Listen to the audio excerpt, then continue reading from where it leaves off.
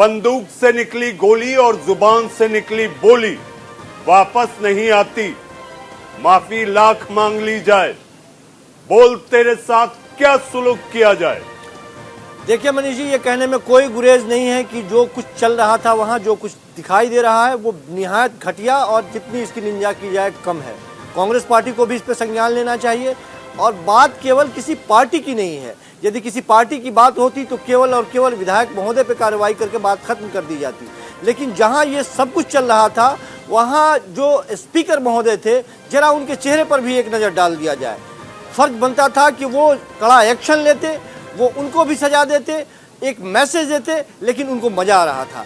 सवाल इसीलिए मैंने कहा कि किसी पार्टी का नहीं है। तमाम तरह की बातें हमने देखी है पिछले कुछ वर्षों में कि किस तरह से नेताओं ने बदजुबानी की है। कोई पार्टी इससे अछूता नहीं है। सारे पार्टियों की कमोबेश यही स्थिति है। और खास करके कांग्रेस पार्टी, अरे साहब, इनकी पिछले इलेक्शन में या अभी वर्तमान इलेक्शन में उत्तर प्रदेश में देख लीजिए किस तरह की इनकी रणनीति रही है। 40% आधी आबादी को सामने रख करके उसके साथ न्याय, उसके साथ खड़े रहने के लिए, उसको मजबूत करने के लिए जो नारा लगा रही है कांग्रेस पार्टी, सारे इन नारों पे पानी फेरता हुआ ये आदमी दिखाई दे रहा है यहाँ पे। कैसे माननीय कहा जाए इनको, कैसे आदर सूचक शब्द इनके साथ के लिए इस्तेमाल किया जाए, बहुत ही घृणित। और इस तरह की बात किसी भी पार्टी, ये बात अलग है आपने जैसा कि शुरुआती दौर में कहा कि हम झुकाव रखते हैं, झुकाव रखते हैं कांग्रेस पार्टी की नीतियों के लिए, झुकाव रखते हैं कांग्रेस पार्टी जिस तरह से समाज को जोड़ने की बात करती है उसके लिए, झुकाव रखते हैं कांग्रेस पार्टी जिस तरह से महिलाओं के सम्मान में खड़ी रहती है उसके लिए।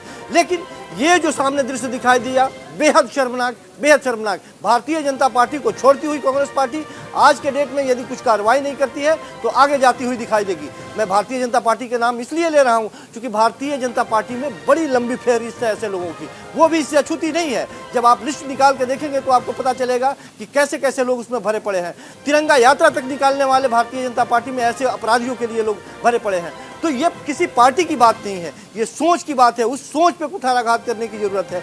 जो सोच महिलाओं के अहित में या महिलाओं के सम्मान के साथ जिस तरह से खिलवाड़ करने की बात है, उस पर कुठाराघात करने की जरूरत है। कांग्रेस पार्टी विचारे, सोचे कि ऐसे आदमी के साथ क्या किया जाए। जी सोचे नहीं, अब तत्परता से एक्शन लिया जाए। संजीव जी, सोचने का वक्त अब बचा नहीं। हमारे साथ अंबर जैदी हैं।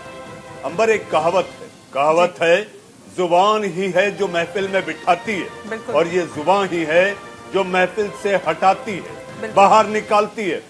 बोलिए रमेश और विश्वेश्वर हेगड़े के साथ क्या किया जाना चाहिए? देखिए बिल्कुल, और इस जबान से जो शब्द निकलते हैं वो बहुत गहरा घाव छोड़ जाते हैं। हम भले ही आप किसी को कोई गलत बात बोले, माफ़ी मांग दे, लेकिन जो आर रमेश कुमार है उन्होंने जिस तरह से अगर मगर और शर्तों के साथ माफ़ी मांगी है, ऐसी माफ़ी को माफ़ी नहीं कहा जा सकता। क्योंकि उनके बयान में ज़बरदस्ती कहने पर उन्होंने पत्रकारों को तो उन्होंने कोई जवाब नहीं दिया। उसके बाद उन्होंने ट्विटर पे अगर मगर के साथ माफ़ी मांगी, जिसको माफ़ी तो बिल्कुल नहीं कहा जा सकता।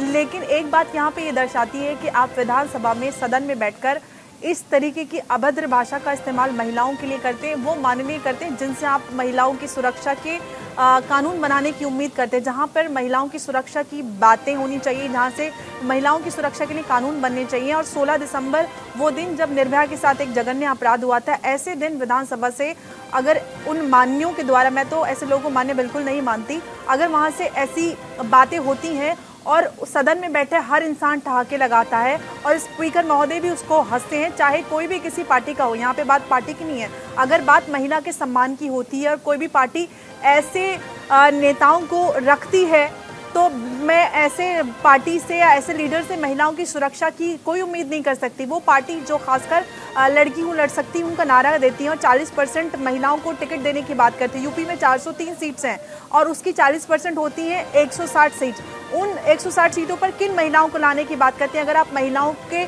सुरक्षा में आप आगे नहीं बढ़ सकते, सिर्फ चुनावी वादे और चुनावी मंचों से आप बयानबाजी करते हैं और आप ऐसे मर्दों को लगातार उनको प्रोत्साहन करती हैं। लगातार इनकी पार्टी की जो महिला नेता हैं उनके साथ भी ऐसा दुर्व्यवहार हुआ है। प्रियंका चतुर्वेदी का मामला हम सबको याद है, उनके साथ बड़ी दुर्घटना होते होते रह गई।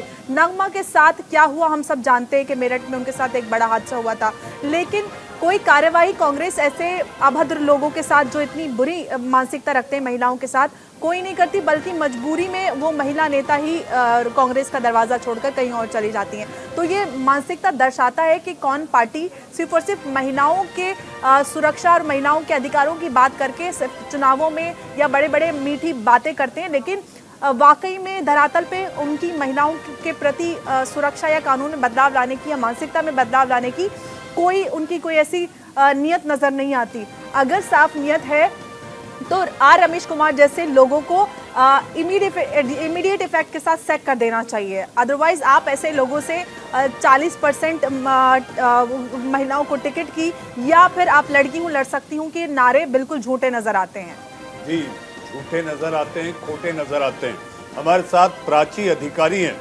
प्राची, इस तरह के बेहयाई बेहुदा बयान को लेकर आपको क्या लगता है, नेताजी के साथ क्या सुलूक किया जाए?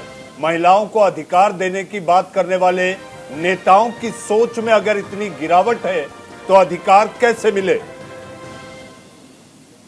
देखिए, जैसे कि आपने कहा था माननीय, जिसका मान जो अपना मान स्वयं ना बना सके समाज में, उसको पहले तो हम माननीय कहेंगे नहीं, क्योंकि वो सम्मान के योग्य नहीं है। दूसरी बात, उनके घर में भी महिलाएं होंगी और हमने देखा है विगत वर्षों से जिस पार्लियामेंट में लोग ऐसे अनसेंसर्ड विजुअल्स देखते हुए पाए गए हों, जहाँ की नेत्रियों के सामने, जो वरिष्ठ नेत्रियां हैं उनके सामने बच्चे गाली दे रहे हो और वो स्माइल कर रही हो। प्रियंका गांधी की मैं बात कर रही हूँ। बच्चे माँ बहन की गाली देते हैं और वो उनको हंस के मुस्कुरा के मना करती हैं, तो जिससे उनको प्रोत्साहन मिलता है।